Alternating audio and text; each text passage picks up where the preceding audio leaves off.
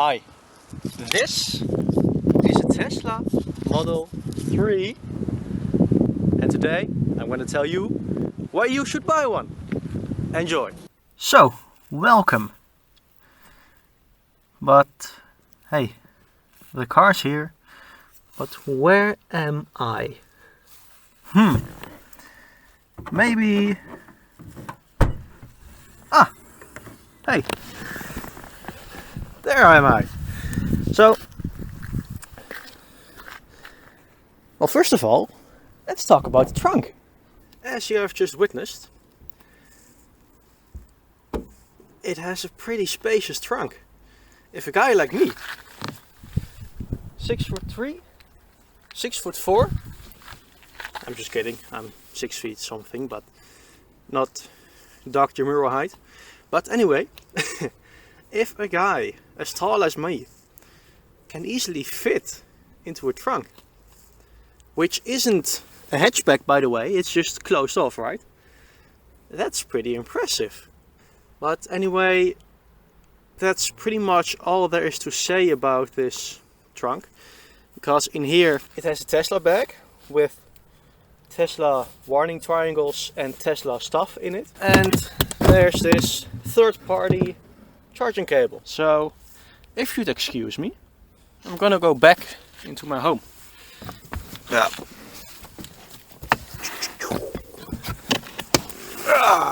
Phone, watch out. And bam! Then we move on to the back seats, which are actually pretty spacious except for one area. Headroom. Because even though this car has a glass headroof, headroof? Are you a headroof? Even though this car has a glass roof, the space, because of the batteries in the floor, is kind of limited. So in the back I can't really sit straight up. My head is touching the headroof and well, So if you're a longer person, on long drives I would sit in the front. If you're short, it's perfect. So that's something to consider if you're short, I think. You know, are there even any other positives to being short? No. No, being short just sucks, I think. Apart from that, there's not really much in the back. It has some cloth-like interior door panel. It has get in and get out switches, door handle switches, which confuse literally everyone. It's pretty annoying. It's just nobody thinks of having to push a button to get out of a car. And then there's this. Electric cars are praised for their silence, but in my experience this one isn't really that silent.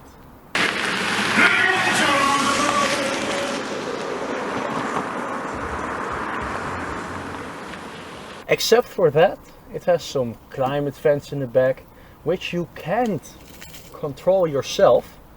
You have to ask the driver, Mr. Driver, can you please lower the heat for me? Thank you very much, Mr. Driver. And it has 2 USB ports, which I like. Now we already moved to the front of the car. It's a pretty sterile situation, kind of like in the back. You have some ports here and there. There's like these flappy things which go up, and there's cables inside which are interesting. And well, just the interior of this car is not what you buy it for. Let's just say that. It's adequate, it has some nice fake wood, but Is it really nice? No. Is it comfortable? Kind of. More about that in the driving experience. The thing I really like about this car is the iPad, which it's pretty much an iPad, you know. It's not some, well, it is pretty special. Before the Model S, there wasn't really a car which had something as elaborate and expensive as this has. And the nice thing is that, well, it suits pretty much every situation. If you're in a romantic mood, you put on the fire and you enjoy just the warmth. And I've never really used the feature. It's all these party features. It's fun for Tesla and for us sometimes to add them, and every single time a new passenger comes along, he has to see the party features. And to be honest, there were only 2 or 3 times, maybe 4, in which I've genuinely made use of the extra functionality, if you would say that. Once we were on a handball match far away and the Tesla wouldn't make it back. So we went to a supercharger station, charged up for about 45 minutes, and in the meantime we were watching handball matches to kill some time. And instead of not interacting with each other, me and the 3 other guys in the car were just enjoying a match together, watching it, criticizing it, and, well, having a good time. Pretty much the same thing happened when we got caught in a traffic jam on our way to a faraway match. What happened was that there was a traffic jam and we stood still for the better part of 1.5 hours. We were once again watching handball matches to kill time, and we were interacting with each other, critiquing the match, having fun together.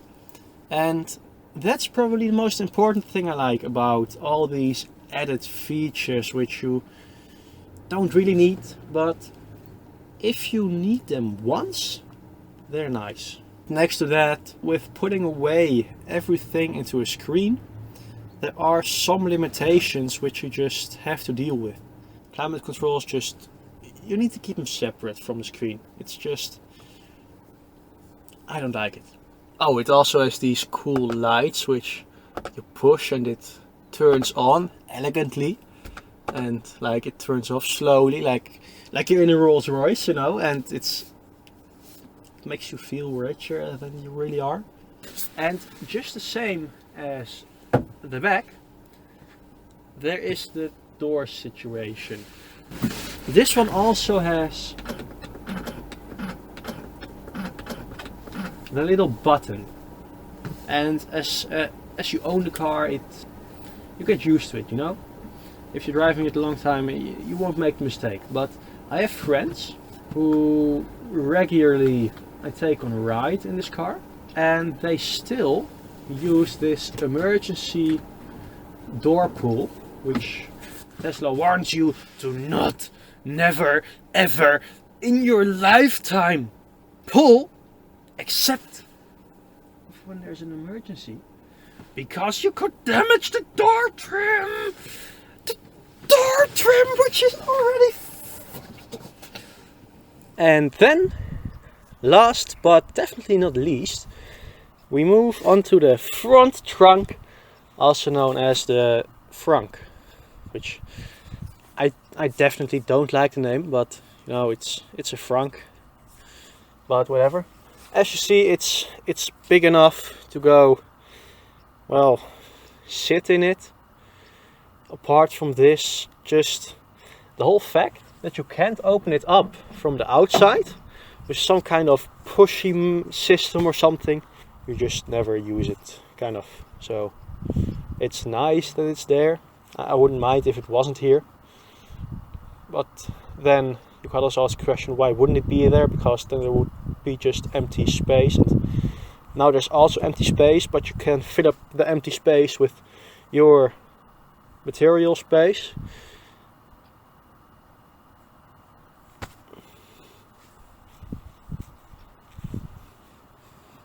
Last but not least, we move on to the outside of the car, which I have to say I really like. The simple, understated design of this car, overall, I think it really does look good. I have a few little gripes about it, and that's stuff like this, you know? You have this nice line coming all the way from the taillight, huh? All the way from the taillight. It goes here, and then it just disappears. And then down here starts a line from, well, look, this thing ends in a point right here, right? But the line comes from here. So why does the line come from under the point and not from the point? I mean, the line could come from up here, but no, it comes from down here. And then it goes, and just is gone. And then here there's a line which seems like it comes from here, but there's no line in between, so this just goes all the way to the back tail light. All in all, it really does look good, but I think it would look a little bit better if this line was up here. But then again, I'm not a car designer. I'm just a guy who likes cars, who likes to look at cars and who likes to compare them. And I guess there's probably a good reason for this. If there's not, I would be kind of mad, because the nicest things on cars or car design in general are long, unbroken, simple lines, and you don't really need this. Maybe it's because of the door handles. The door handles now are at a nice angle to open up and to close down. Maybe if the line would be up here, the door angles would be at like some 90-degree angle, and it would be hard to get them open. Then there's this, which I also kind of dislike, because at the front you have this nice chrome piece which starts and goes in this pretty much even radius, down, and you could imagine this going like a big circle going around, right? The lower line does a different thing.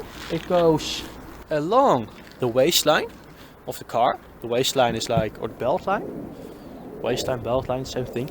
It goes along the window trim and just goes nice flat, and then it comes to the back and curves up. It would have looked better if this line would just continue with the nice radius, and this line would continue with the pretty much straight line, and they would end in a nice sharp corner right here. That would probably make the car look a bit longer, a bit more elegant, but you could also see this being like the corner of the eye. You know the wingy things the girls do on the makeup. Yeah, you maybe could see this being an ode to women. Okay, I really don't know what I'm talking about, but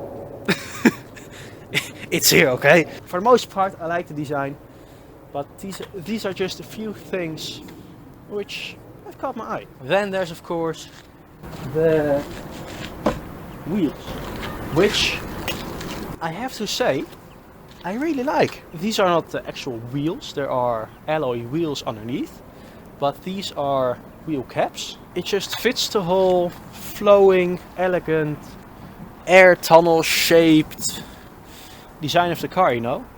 I've seen them drive around with this spoke design wheel which is underneath. I feel like this simple 5-spoke pattern, which is very flowy and airy, just helps the overall view and aesthetic of the car. That's it about the stationary car. I would say let's take this for a spin, shall we?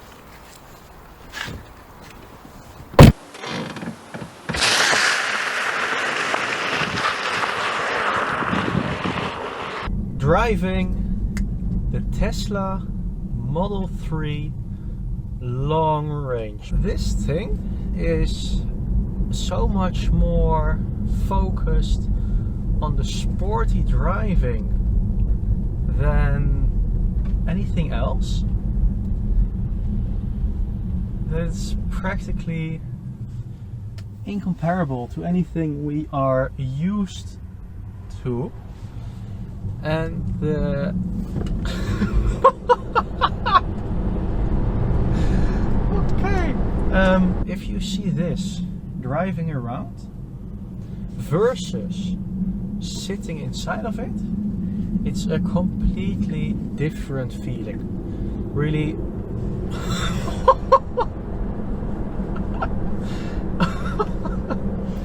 And every time you get into one, you forget how ridiculous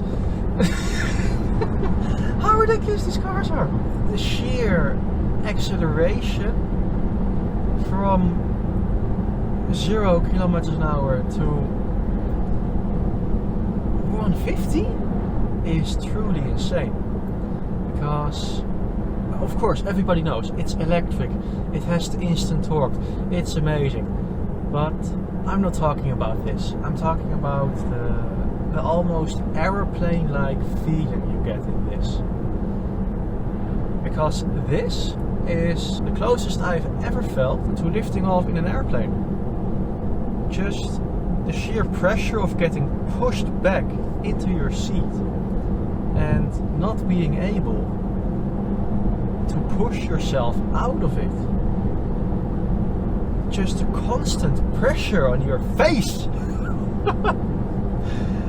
It's incomparable. Next to that, Tesla they've masterfully tuned this car to feel way lighter than it is. I've taken this on some great curvy back roads, and there aren't many in the Netherlands, but there are some. And well, oh, nice. Willys Jeep driving by. Don't know if you see it. It's amazing. But just the balance and the handling this car has. It feels almost fake, because it feels too good to be true.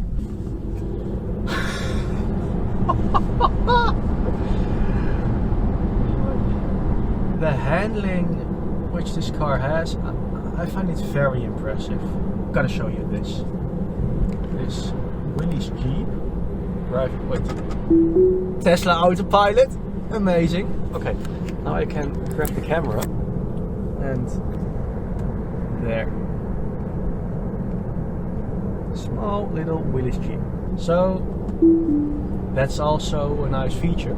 The self-driving, as they call it, it's more like an advanced lane assist, at least here in the Netherlands.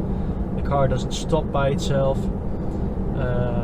at least not for stop signs. If you have a straight road and there's someone driving in front of you who stops when the light turns red and who gets going when the light turns green, then you can pretty much drive as long as, well, there's no intersection, or as long as you don't have to take an intersection, because, well, just driving in a straight line, it does perfectly. Now I have to say, we went on some larger trips, like to Switzerland and other countries, and there it's kind of handy. Problem is that it's too reactive. If you're driving behind someone, like let's say 4 car lengths behind someone, right? An okay following distance on a highway.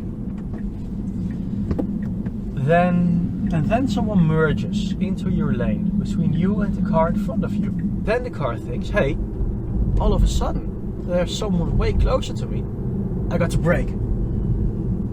And that's just very uncomfortable. It has gotten better. a bit over time, but it's still not to this fluent, nice motion which you would want. It's a little bit disruptive. The other little nitpicky point I have about this, and it's kind of inevitable with how sporty this car is the comfort. Every little bump, every little line in the road, you feel it. The wind noise is a bit much. It's a minor problem, but it's just not as comfortable as you would like. It's Tesla. We know it's probably not as perfect as you would like, but the cars are so damn cool. So it's forgiven. The comfort thing reaches further than just the driving, because the seats are also hard and they're pretty grabby. Like, it's not like the race seats. No, they don't hug you like there's no tomorrow. But especially the seat bottom where you sit on, it's, maybe I have a fat ass, but it's just a little bit too tight. If you have to drive 8 or more hours, you start feeling your butt cheeks, and it's not a comfortable feeling of your butt cheeks. Driving experience is amazing. Just the feeling of futurism, that's something I haven't experienced before. That's why it's almost incomparable to pretty much anything out there. In my opinion, this is one of the best cars you can buy. It's simply that good. But of course, okay, we're on an empty parking lot right now. 3, 2, 1. Lift off. Oh. If you've never ridden in one and you get the chance to, do it, because this is not only fast like the Model S and the Model X.